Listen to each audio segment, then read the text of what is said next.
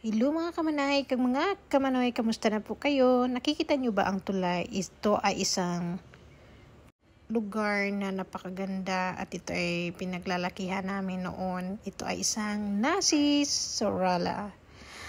At pupunta ako kay Lola at Lola ko kasi gusto ko sila makita. At ito na nga kami. At namimiss ko itong place na ito kasi dito kami lumaki. Dito talaga kami lumagay sa mga ilalim ng punong lubi na ito. Ayan. So, ilang years din hindi ako nakabalik dito. Kaya, namimiss ko talaga ito. Kaya ito na, yung punong mangga na yan. Nakikita nyo yan? Ang daming bunga. Tapos, sobrang taas niya. Ayan. Nakakamiss yung mangga. Manggang hilaw. At habang ako'y nag-ikot-ikot, ayan, so, nagsindi muna ako ng kandila para kina Lola, Lulu at Angkol bago mag-ikot-ikot dito sa Nasi Sorala. Napakaganda pala dito kasi ang daming nagbabago. Grabe, ang ganda, ayan. So, nasa labas lang ako kasi nakalock siya. So, nag-ikot na kami. Ayan siya, napakaganda yung mga paligid na makikita natin. Ayan. So, kasama ko yung aking tatay. Ayan. So, ang ganda pala dito kasi nung maliit pa kami, hindi ganito kaganda. Pero ngayon, tingnan nyo, ang ganda ng paligid. Ganda ng mga bahay nila. Ang dadami magandang bahay dito. Kaya samahan nyo ako at mag-ikot tayo dito sa Nasi. Papakita ko sa inyo yung mga dinaanan namin.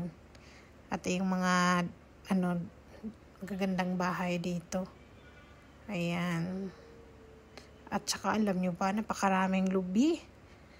Talagang marami talaga yung niyog dito. Kaya ito.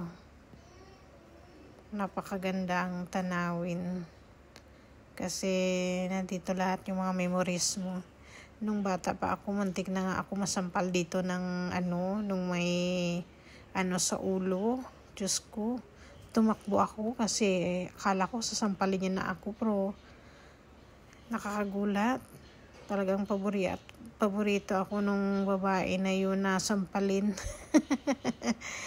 Pero naintindihan ko naman kasi may siya sa kumbaga may siya ba, may alam nyo na yun, may diferensya, kaya yun. At ito, tingnan nyo yung mansion, ewan kasi sinong mansion to. Pero tuloy-tuloy lang tayo, ikot-ikot lang tayo kasi nag-joyride talaga ako dito sa Nasi Sorala.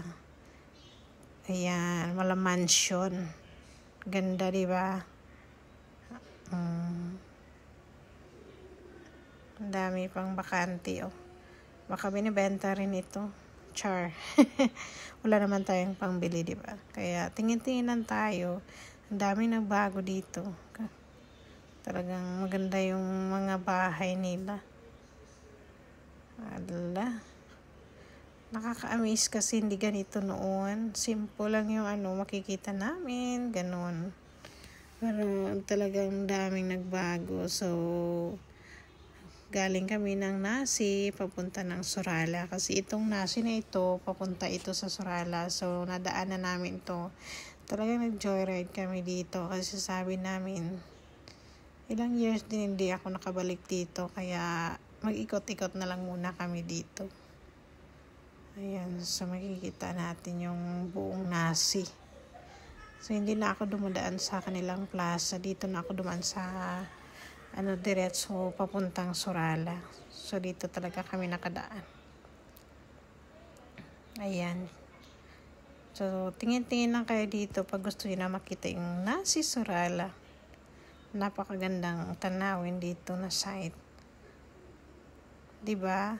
Kasi sa tagal ng panahon, nag-iba na talaga ang lahat. Hindi na pareho dati. At least, nakabalik tayo. After so many years. Salamat.